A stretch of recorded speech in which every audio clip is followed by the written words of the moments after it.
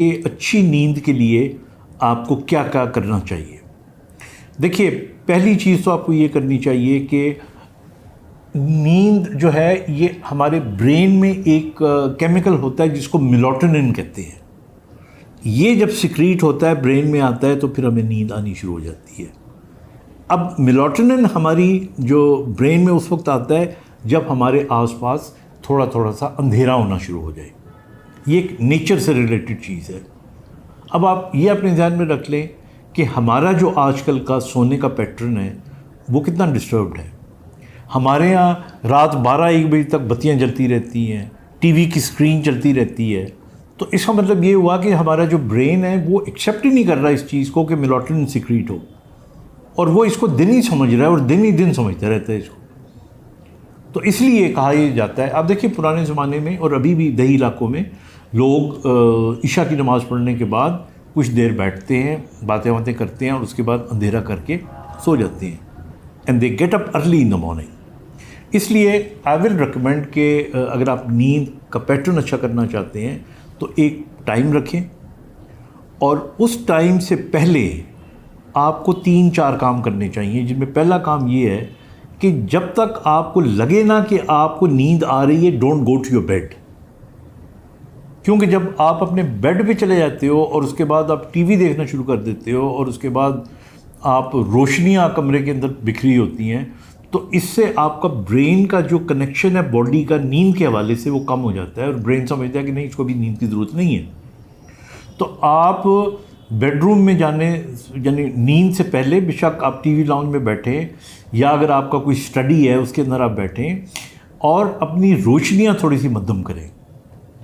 अगर आपने बेडरूम में ही बैठना है तो आप बैठ सकते हैं, लेकिन आप कोई किताब पढ़ सकते हैं।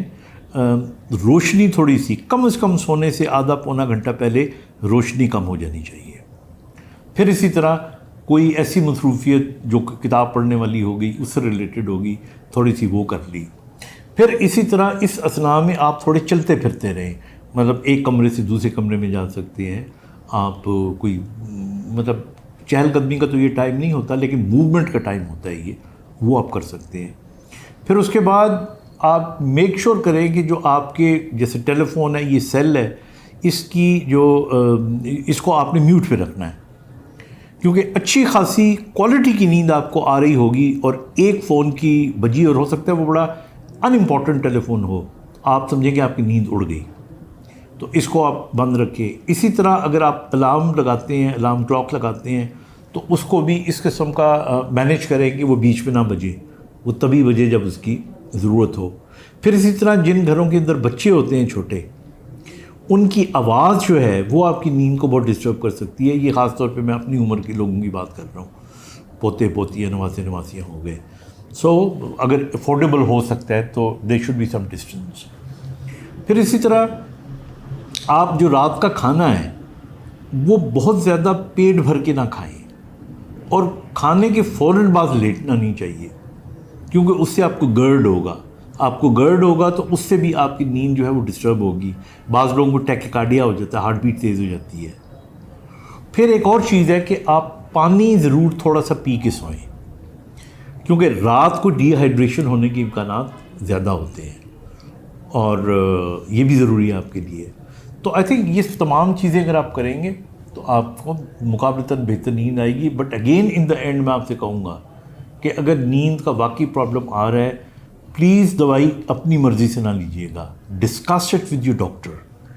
वो बहुत से पहलू देखेगा कि आया इसके पीछे कोई डिप्रेशन है, आया इसके पीछे एंग्जाइटी है, आया इसके पीछे कोई आपकी रूटीन है, आया इससे हो सकता है डाइजेशन का निज़ाम ऐसा हो आपका और बहुत से निज़ाम हो सकते हैं जिनका डायरेक्टली ताल्लुक़ आपकी नींद से हो सकता है। तो वो सारी चीज़ों को देख के आपको दवाई लिख के देगा, फिर आप दवाई लीजिएगा।